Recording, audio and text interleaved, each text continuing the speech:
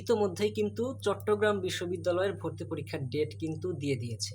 আগামী 5ই ফেব্রুয়ারি বি ইউনিটের ভর্তি পরীক্ষা এবং 6ই ফেব্রুয়ারি ডি ইউনিটের ভর্তি পরীক্ষা অনুষ্ঠিত হবে এবং 29শে জানুয়ারি সি ইউনিটের ভর্তি পরীক্ষার ডেট কিন্তু তারা দিয়ে দিয়েছে এবং এই আবেদন চলবে 15ই নভেম্বর থেকে 10ই ডিসেম্বর পর্যন্ত। তো যেহেতু ভর্তি পরীক্ষার ডেট এবং আবেদনের সময় সব কিছু দিয়ে দিয়েছে, তো সেজন্য আজকে মানবিকের এবং বিভাগ পরিবর্তনকারী শিক্ষার্থীরা এই বিশ্ববিদ্যালয়ের কোন কোন ইউনিটে ভর্তি পরীক্ষা দিতে পারবে এবং সেই ইউনিটগুলো কি কি এবং সেই ইউনিটগুলোতে কোন কোন বিষয় রয়েছে, কতগুলো সিট রয়েছে, কাটমার্ক কত, কোন কোন বিষয়ে অ্যান্সার করতে হয়, একদম যাবতীয় যত খুঁটিনাটি তথ্য আছে সবগুলো বিষয় আমি এক ভিডিওতে কাভার করার চেষ্টা করব। ঠিক আছে, তো আমাদের আলোচনার প্রথমে আসে কোনটি? B unit. চট্টগ্রাম বিশ্ববিদ্যালয়ের এই বি ইউনিটটিতে মূলত বাংলা, ইংরেজি, ইতিহাস, দর্শন এবং ভাষা রিলেটেড যে সাবজেক্টগুলো রয়েছে এই সব বিষয়গুলো নিয়ে মোট 690টি সিট নিয়ে এই ইউনিটটি গঠিত হয়েছে এবং এখানে যে 690টি সিট রয়েছে, 690টি সিট মানবিক, বিজ্ঞান এবং কমার্স সবার জন্য কোনো নির্ধারিতভাবে দিয়ে দেওয়া নাই। এই সিটগুলো কি সবার জন্য, অর্থাৎ সবাই এখানে পরীক্ষা দেবে, আলাদা করে কোনো নির্দিষ্ট সিট কোনো বরাদ্দ নেই। অর্থাৎ যারা এখানে পরীক্ষা দেবে একমাত্র মেধা তালিকার ভিত্তিতে, অর্থাৎ সর্বোচ্চ নম্বরের ভিত্তিতে তারা কিন্তু এখানে কি সিট পেয়ে যাবে। ঠিক আছে, তো এই বিষয়গুলোর উপর তোমাদের এখানে যে 690টি সিট রয়েছে, তো এখানে ভর্তি পরীক্ষা দিতে চাইলে জিপিএ রিকোয়ারমেন্ট লাগে এবং সেই জিপিএ রিকোয়ারমেন্ট হলো গিয়ে যারা মানবিক থেকে ফার্স্ট টাইমার যারা রয়েছে তাদের টোটাল জিপিএ লাগবে 6.5, অর্থাৎ এসএসসিতে কমপক্ষে পেতে হবে জিপিএ 3 এবং এইচএসসিতে জিপিএ পেতে হবে কমপক্ষে 2.5 এবং এই দুটি কমপক্ষে মিলে টোটাল জিপিএ থাকতে হবে 6.5। এর নিচে যদি কারোর জিপিএ থাকে তারা কিন্তু ভর্তি পরীক্ষা দিতে পারবে না। এবং মানবিকের যারা সেকেন্ড টাইমার রয়েছে এই বি ইউনিটে তাদের পরীক্ষা দিতে তাদের জিপিএ লাগবে এসএসসিতে কমপক্ষে 3 এবং এইচএসসিতে কমপক্ষে 3 এবং দুটি মিলে জিপিএ লাগবে টোটাল 7। আশা করি আপনারা বুঝতে পেরেছেন। তো এই বিষয়টি গেল। এবং যারা এইখানটিতে বিজ্ঞানের এবং কমার্সের যারা রয়েছে, বিজ্ঞান এবং কমার্সের যারা তাদের এখানে পরীক্ষা দিতে চাইলে ফার্স্ট টাইমারদের এসএসসিতে কমপক্ষে 3.5 এবং এইচএসসিতে কমপক্ষে 3.5 মিলে টোটাল 7 পয়েন্ট লাগবে পরীক্ষা দিতে। এবং যারা সেকেন্ড টাইমার রয়েছে তাদের কমপক্ষে 3.5 এবং 3.5 করে দুটি মিলে 7.5 জিপিএ লাগবে, অর্থাৎ এসএসসিতে কমপক্ষে 3.5 পেতে হবে এবং এইচএসসিতেও কমপক্ষে 3.5 পেতে হবে এবং দুটি মিলে টোটাল জিপিএ লাগবে 7.5। তো মূলত এই ছিল মূলত জিপিএ রিকোয়ারমেন্ট। আশা করি আপনারা এইটুকু বুঝতে পেরেছেন এবং এইটুকু বিষয়ে আপনারা যদি বুঝতে পারেন তারপর আপনাদেরকে আসি মান বন্টনে। এখানে তারা টোটাল 100 মার্কের পরীক্ষা নিয়ে থাকবে এবং এই 100 মার্কের মধ্যে বাংলায় থাকবে 30টি এমসিকিউ, ইংরেজির জন্য থাকবে 30টি এমসিকিউ এবং সাধারণ জ্ঞানের জন্য থাকবে 40টি এমসিকিউ। প্রতিটি এমসিকিউ 1 মার্ক করে থাকবে এবং আপনি যদি একটি এমসিকিউ যদি ভুল করেন আপনার 0.25 মার্ক কাটা হবে। এবং এইখানে তারা যে পরীক্ষাটা নেবে এখানে টোটাল মার্ক হবে কি একদম 100 মার্কের উপরেই, এখানে কোনো জিপিএ 5 থাকবে না। এবং যারা সেকেন্ড টাইমার রয়েছেন আপনাদের 3 মার্ক কাটা যাবে, অর্থাৎ আপনি পরীক্ষা দিয়ে যদি 75 মার্ক পান তাহলে আপনার টোটাল মার্ক থেকে 3 মার্ক কাটা দিয়ে আপনার যে 72 নাম্বারটা আসছে, অর্থাৎ এইভাবে তারা কি হিসাবটা করবে। ঠিক আছে, তো এই ছিল মূলত হিসাব। আর এই যে এখানে যে বাংলা, ইংরেজি এবং আদার্স যে সাবজেক্টগুলো রয়েছে এই বিষয়ভিত্তিক সাবজেক্টগুলো পাওয়ার জন্য আপনাদেরকে কিছু রিকোয়ারমেন্ট দিয়েছে। সেই রিকোয়ারমেন্টগুলো হলো যে আপনি যদি এই বি ইউনিটে যদি বাংলা সাবজেক্টটি আপনি পেতে চান, আপনাকে ভর্তি পরীক্ষায় বাংলায় কমপক্ষে 17, ইংরেজিতে কমপক্ষে 8 এবং সাধারণ জ্ঞানে কমপক্ষে 15 পেতে হবে। এবং আপনি যদি ইংরেজি এবং ভাষা বিজ্ঞান এই সাবজেক্টটি যদি পেতে চান তাহলে আপনাকে বাংলায় কমপক্ষে 9, ইংরেজিতে কমপক্ষে 18 এবং সাধারণ জ্ঞানে কমপক্ষে 15 পেতে হবে। এবং আদার্স যে সাবজেক্টগুলো রয়েছে এই সাবজেক্টগুলো পেতে হলেও আপনাকে বাংলায় কমপক্ষে 7, ইংরেজিতে কমপক্ষে 6 এবং সাধারণ জ্ঞানে কমপক্ষে 13 পেতে হবে। অর্থাৎ আপনি যদি 40 মার্কে আপনার পাস, ঠিক আছে, তবে আপনি যদি যে বিষয়ভিত্তিক এরকম মার্কগুলো আপনি যদি না পান তাহলে আপনি কিন্তু কোনো পাস করলেও কি কোনো সাবজেক্ট পাবেন না, কিংবা আপনার যদি মেধা যদি কাছাকাছিও এসে থাকে তবুও যদি আপনি যদি এই বিষয়ভিত্তিক মার্কগুলো যদি না থাকে তাহলে আপনি কিন্তু কি সাবজেক্ট পাবেন না। ঠিক আছে, তো এই ছিল মূলত বি ইউনিটের আলোচনা। এবং বি ইউনিটের পরেই আরেকটি ইউনিট রয়েছে আর্টসের জন্য, সেটা মূলত কি সমাজ বিজ্ঞান অনুষদ, যেটা কি ডি ইউনিট। এবং এই ডি ইউনিটটা মূলত আর্টসের ইউনিট, কিন্তু এখানেও চাইলে কিন্তু সায়েন্স, কমার্স, আর্টস সবাই এখানে ভর্তি পরীক্ষা দিতে পারবে। এবং এই ডি ইউনিটে একদম আর্টসের যে টপ সাবজেক্ট যেগুলো রয়েছে, অর্থাৎ আইন, অর্থনীতি, রাষ্ট্রবিজ্ঞান, লোক প্রশাসন, সাংবাদিকতা, আইইআর, আইআর, ভূগোল, অর্থাৎ এই রিলেটেড সাবজেক্টগুলো কি ডি ইউনিটে রয়েছে, ঠিক আছে। এবং এই ডি ইউনিটে টোটাল সিট রয়েছে 849টি, এবং এই 849টি সিট সায়েন্স, আর্টস এবং কমার্সের শিক্ষার্থীদের জন্য নির্দিষ্ট করে ভাগ করে দেওয়া আছে। অর্থাৎ এখানে সায়েন্সের শিক্ষার্থীদের জন্য 287টি সিট রয়েছে, এবং আর্টসের শিক্ষার্থীদের জন্য 300+ কিছু সিট রয়েছে, এবং কমার্সের শিক্ষার্থীদের জন্য 200-এর আশেপাশে এরকম কোনো সিট কি বরাদ্দ করে দেওয়া আছে। অর্থাৎ এখানে টোটাল 850 সিটের মধ্যে সায়েন্সের জন্য, আর্টসের জন্য এবং কমার্সের জন্য আলাদা করে সিট বরাদ্দ দিয়ে দেওয়া হয়েছে।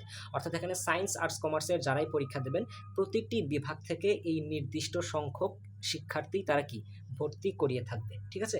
এবং এখানেও ভর্তি পরীক্ষা দেওয়ার জন্য আপনাদের জিপিএ রিকোয়ারমেন্ট যেটা লাগবে সেটা হলো গিয়ে যে সায়েন্স, আর্টস, কমার্স সকলের জিপিএ রিকোয়ারমেন্ট এক, শুধু এখানে ফার্স্ট টাইমারদের জিপিএ লাগবে এসএসসিতে কমপক্ষে 3.5, এইচএসসিতে কমপক্ষে 3, এবং দুটি মিলে টোটাল জিপিএ লাগবে 7.5। এবং এখানে যারা সেকেন্ড টাইমার রয়েছে তাদের এখানে এসএসসিতে জিপিএ থাকতে হবে কমপক্ষে 3.5, এইচএসসিতে থাকতে হবে কমপক্ষে 3.5, এবং দুটি মিলে টোটাল জিপিএ থাকতে হবে 8। তো এই ছিল মূলত জিপিএ রিকোয়ারমেন্ট।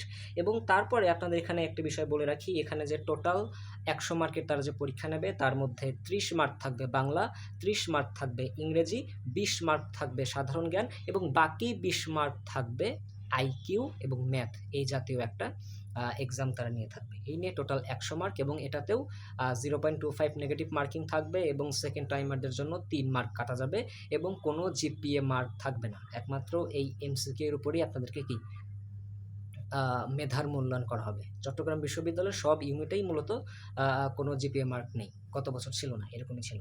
তো আচ্ছা, এটা ছিল মূলত নাম্বার বন্টন। এবং এখানে আপনার বিষয়গুলো পাওয়ার জন্য কিছু রিকোয়ারমেন্ট দেওয়া আছে, আমি সেগুলো বলছি।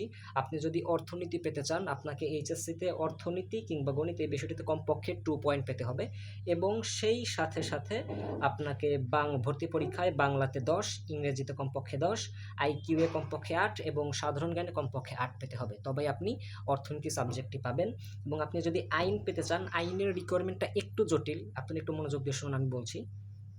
আপনি যদি আইন পেতে চান, আপনার এসএসসিতে জিপিএ থাকতে হবে কমপক্ষে 4 পয়েন্ট। অর্থাৎ আমি আবার বলছি, ফার্স্ট টাইমার যারা রয়েছেন, যারা আইন পেতে চান, ফার্স্ট টাইমারদের এসএসসিতে জিপিএ কমপক্ষে থাকতে হবে 4, এবং ইংরেজিতে জিপিএ থাকতে হবে এসএসসিতে 3.5, এবং ফার্স্ট টাইমার এইচএসসি যারা রয়েছেন আপনাদের এইচএসসিতে জিপিএ থাকতে হবে কমপক্ষে 3.5, এবং ইংরেজিতে কমপক্ষে জিপিএ লাগবে 3, এবং সেকেন্ড টাইমার যারা রয়েছেন আপনাদের এসএসসিতে জিপিএ থাকতে হবে কমপক্ষে 4, এবং ইংরেজিতে পেতে হবে কমপক্ষে 3.5, এবং এইচএসসিতে টোটাল জিপিএ পেতে হবে কমপক্ষে 4, এবং ইংরেজিতে পেতে হবে 3.5। এটা ছিল মূলত আপনার এইচএসসি রিকোয়ারমেন্ট। এবং ভর্তি পরীক্ষায় আপনাকে বাংলায় 10, ইংরেজিতে 15, আইকিউএ 8 এবং সাধারণ জ্ঞানে 8 পেতে হবে কমপক্ষে এই সাবজেক্টগুলো পাওয়ার জন্য।